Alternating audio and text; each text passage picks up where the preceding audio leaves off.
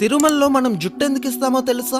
మొట్టమొదట వెంకటేశ్వర స్వామి ఒక చీమల పుట్టలో ఉండేటప్పుడు బ్రహ్మదేవుడు ఒక ఆవు రూపం దాల్చి రోజు ఆ చీమల పుట్ట దగ్గరికి వచ్చి పాలిచ్చేవాడు. అది గమనించిన ఆవుల కాపరి ఈ ఆవు మీదకి తన గొడ్డల్ని విసురుతాడు. అప్పుడు వెంకటేశ్వర స్వామి ఆ ఆవుకి అడ్డంగా నిలబడతాడు. దాంతో ఆ గొడ్డలి వెంకటేశ్వర స్వామి తలకి తగిలి రక్తం కారి దెబ్బ తగులుతుంది. కొన్నాళ్ళకి ఆ దెబ్బ అయితే తగ్గిపోతుంది, కానీ అక్కడ వెంట్రుకలు మాత్రం రావు. ఒకసారి వెంకటేశ్వరుడు కొండ మీద పడుకొని ఉండగా ఆకాశ మార్గంలో వెళ్తున్న నీలాదేవి అనే ఒక గంధర్వ కన్య వెంకటేశ్వరుని చూచి కిందకి వస్తుంది. తలకి తగిలిన దెబ్బని చూసి ఎంతో బాధతో తన తల నుంచి కొన్ని వెంట్రుకలను తెంపి వెంకటేశ్వరునికి ఇస్తుంది. అప్పుడు వెంకటేశ్వరుడు ఇలా చెప్తాడు, నా అందం కోసం నీ అందాన్ని పాడు చేసుకున్నావు కదా, కలియుగంలో కొండ మీదకి వచ్చిన నా భక్తులు తమ జుట్టుని ఇచ్చే సంప్రదాయం మొదలవుతుంది. ఆ జుట్టు యొక్క శక్తి అంతా వేరే భూలోకంలో ఉండే నీకు దక్కుతుంది అని చెప్తారు. ఇంతకీ మనం తిరుమలలో ఇచ్చే మన జుట్టుని ఏం చేస్తారో తెలిస్తే కామెంట్ చేయండి. ఒకవేళ తెలియకపోతే గోవిందా గోవిందా అని కామెంట్ చేయండి.